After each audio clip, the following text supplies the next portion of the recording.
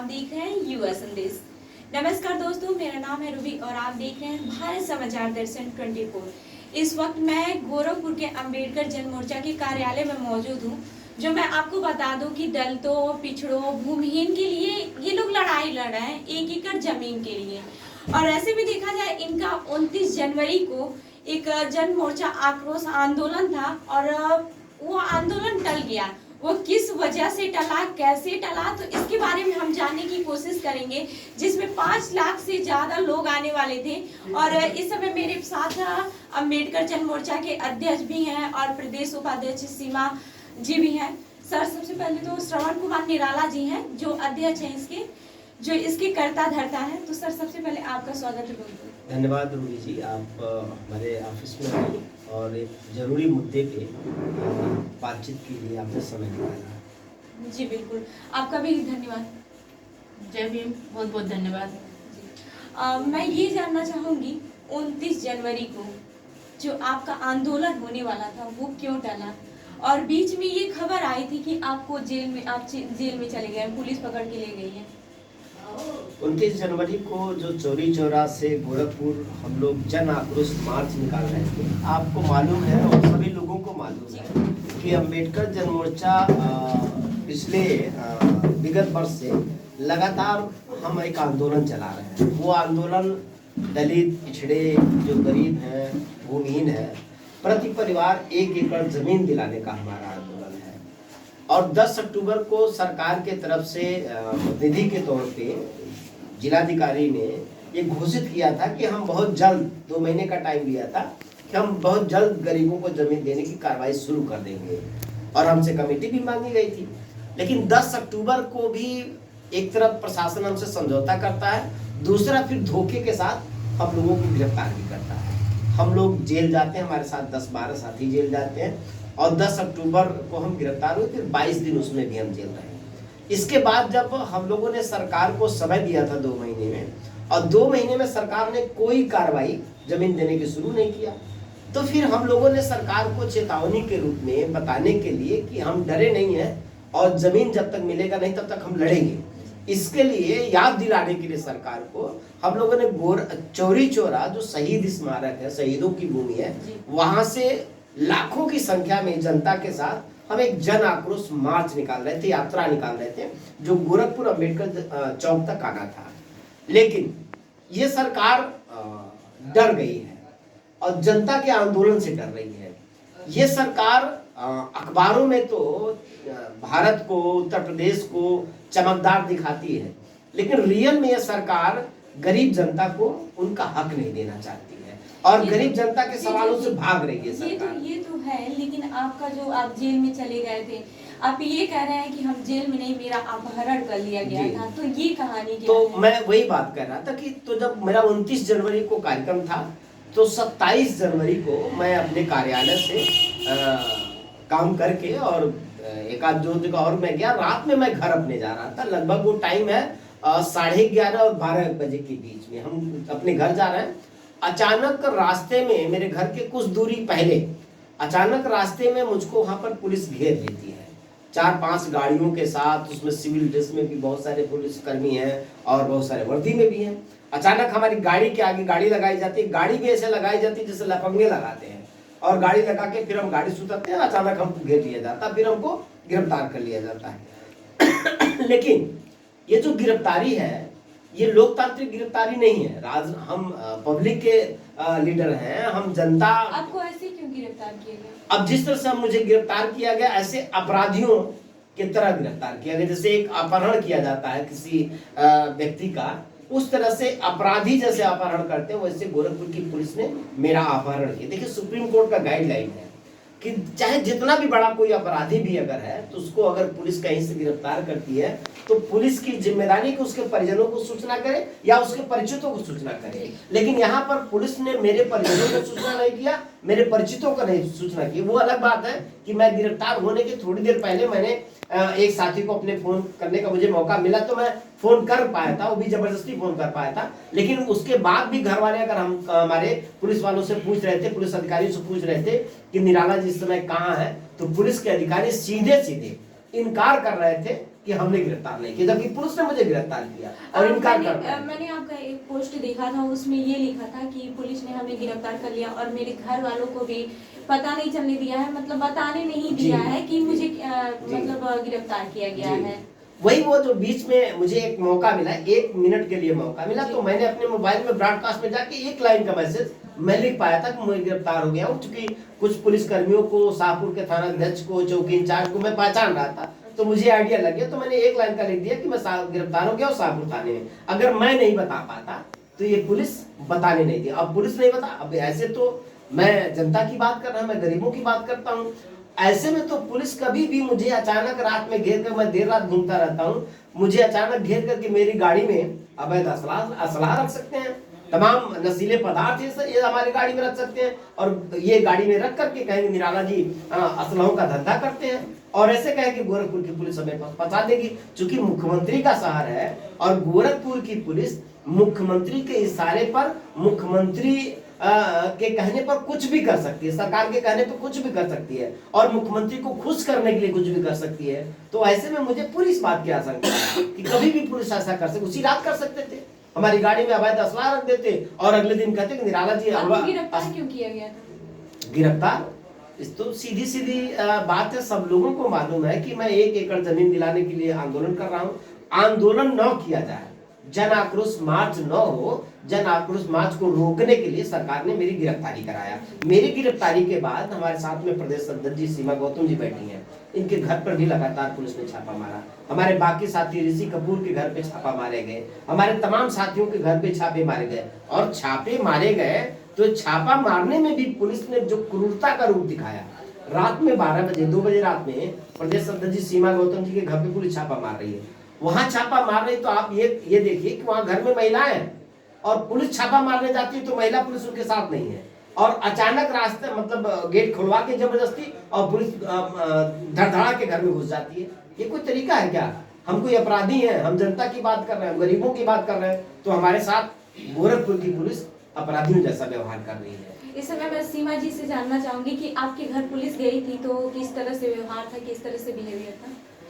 देखिए, जब पुलिस हमारे घर गई तो हम लोग जब माननीय श्रवण कुमार निराला जी का अपहरण एक तरह से हो गया जो पुलिसों के द्वारा, मैं इसलिए अपहरण कर रही हूँ कि मैं तो कभी नहीं कहती हूँ कि इनकी गिरफ्तारी हुई। जिस तरह से पुलिस ने अपनी पूरी रणनीति बनाई एक मुख्यमंत्री के इशारे पर, तो अपहरण किया गया, और ये बड़े घटना को अंजाम देने के लिए ये पूरी तरह से ये साजिश रची गई थी। मुख्यमंत्री के इशारे पे, मुख्यमंत्री के इशारे पे इसलिए कह रही हूँ कि ये मुख्यमंत्री का शहर है और मुख्यमंत्री जी को ये कतई बर्दाश्त नहीं है कि दलित, एक दलित इंसान, क्योंकि श्रवण कुमार निराला जी दलित हैं, और एक मुख्यमंत्री के जो उन्होंने वादा किया, जितना भी वादा आप देखेंगे कि उनकी सरकार जब से चल रही है, 15 लाख रुपया, 2 करोड़ नौकरी, रोजगार, शिक्षा व्यवस्था अच्छा करेंगे, महंगाई, सारी चीजें, भ्रष्टाचार, अभी भ्रष्टाचार की बात करते थे कि मुक्त करेंगे, ये करेंगे, तो सारे चीजों को उन्होंने श्रवण कुमार निराला जी चुनौती दे रहे हैं, उनकी विफलता को उन्होंने आईना दिखा रहे हैं।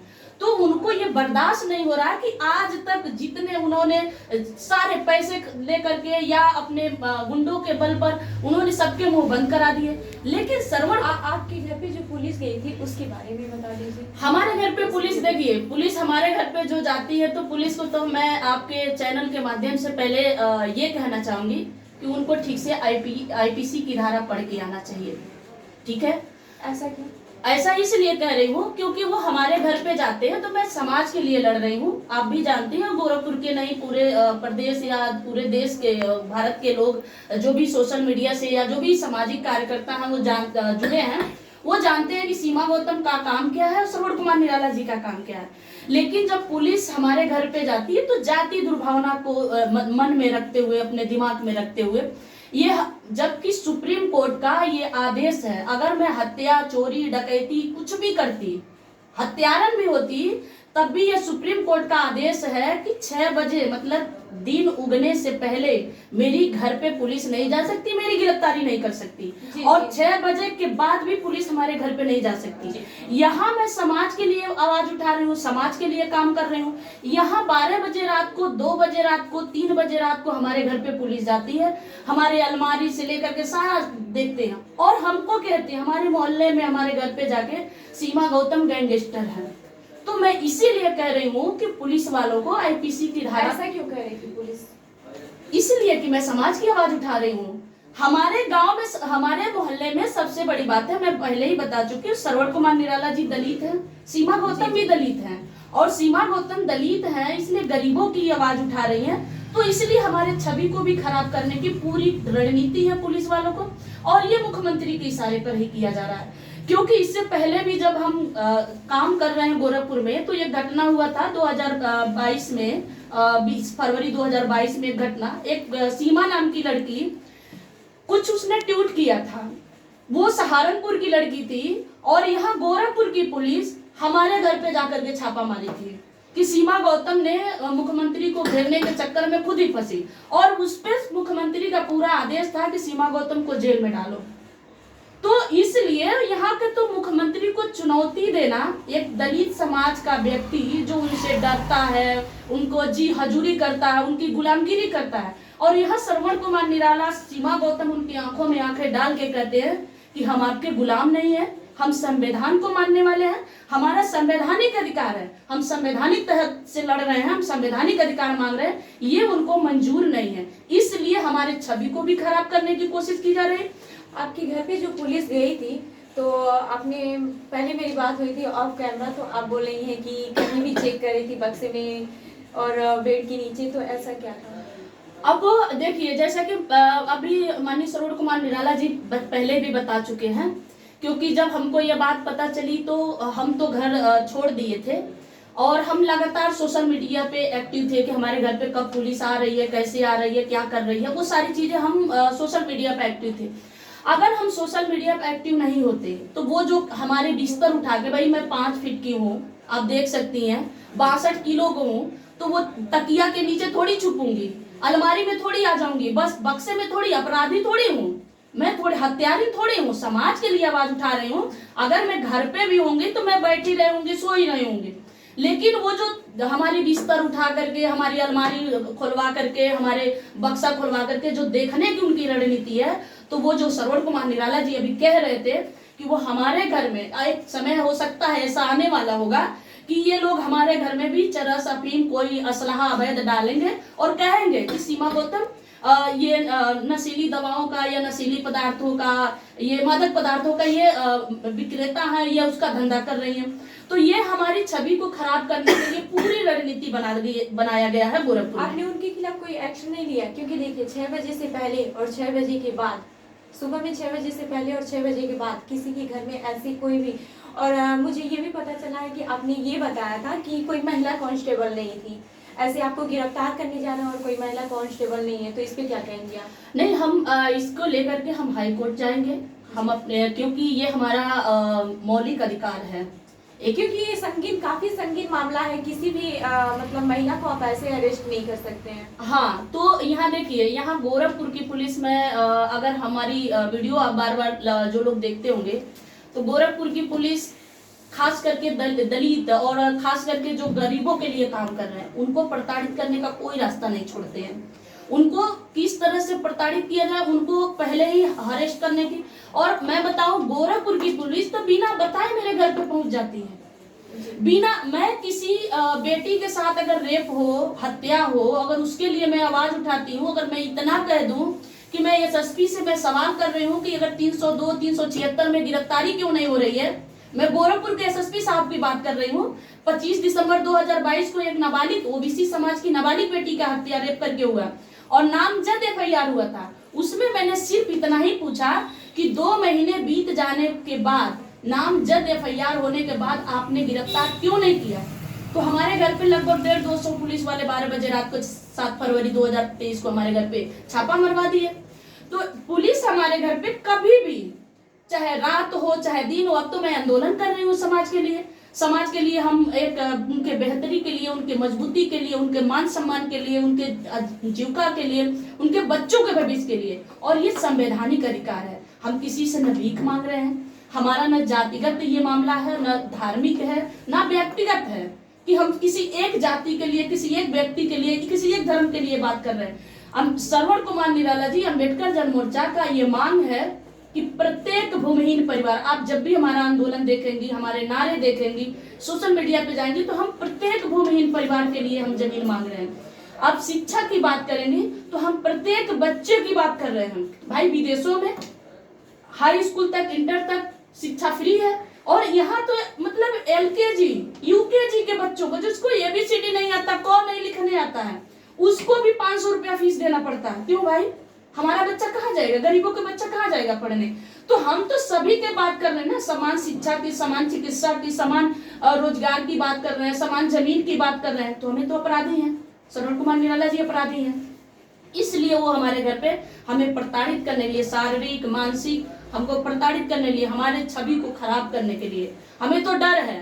हम इसलिए हम इस आवाज को हम सुप्रीम कोर्ट भी लेके जाएंगे। हाई कोर्ट में नहीं हमारी सुनी जाएगी, सुप्रीम कोर्ट भी जाएंगे, क्योंकि हमें डर है आने वाले समय में एक टाइम ऐसा आएगा कि पुलिस वाले ऐसे अचानक जाएंगे, कोई गांजा, चरस, अफीम कुछ भी लेके जाएंगे, हमारे घर में डाल देंगे और ये कह देंगे कि सीमा गौतम इसके तस्करी करती हैं।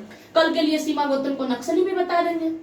तो इसलिए हमें डर है। हम इसको लेकर के हम सुप्रीम कोर्ट में चैलेंज करेंगे अपने अधिकार को लेकर के।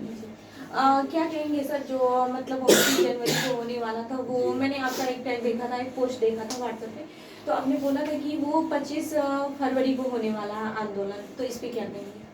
अब जैसे हम लोग इस आंदोलन को दूसरे रूप में अब आगे बढ़ा रहे हैं, और अब सीधा सीधा अब लड़ाई है कि सरकार हमारी बात नहीं सुन रही, तो हम सरकार को बदल देंगे। और वोट की ताकत, ये गरीबों की जो ताकत है, जो वोट की ताकत है, सरकार बदल जाएगी। सरकार को हम हरा जरूर देंगे, बदलेगी क्या होगा, लेकिन हम पूर्वी उत्तर प्रदेश में सरकार को हरा देंगे। इसलिए अब लोगों को बात समझाने के लिए, लोगों के बीच में ये बात मजबूती से कहने के लिए हम लोग अब 25 फरवरी से एक सम्मेलन का अभियान शुरू करने जा रहे हैं, जो गांव-गांव लोगों को बताएंगे कि जो सरकार निकम्मी है वो सरकार बदलनी है, जो सरकार जमीन हमको नहीं दे सकती वो सरकार हमको बदलनी है, जो सरकार हमको शिक्षा रोजगार नहीं दे सकती वो सरकार हमको बदलनी है। सरकार को हम वोट की ताकत से, वोट की चोट से अब सरकार को गिरा देंगे। तो ये आपने देखा कि अम्बेडकर जन मोर्चा के ये लोग थे, कार्यकर्ता, और श्रवण कुमार निराला जी थे जो इसके अध्यक्ष थे। और मैं इन पे जो आरोप लगाए, इनको जिस तरह से पुलिस ले गई है, ये बता रहे हैं कि अपहरण है, और सीमा गौतम के घर जिस तरह से पुलिस गई थी, और आपको भी पता होगा कि 6 बजे के पहले और 6 बजे के बाद हमारे कॉन्स्टिट्यूशन में कुछ भी ऐसा नहीं है कि पुलिस उनके वहाँ जा सकती है बिना कोई अरेस्ट वारंट के या फिर ऐसे। तो आपको क्या लगता है, आपके इस पे क्या विचार है, हमें कमेंट करके जरूर बताइएगा। तब तक के लिए जुड़े रहिए हमारे साथ। धन्यवाद।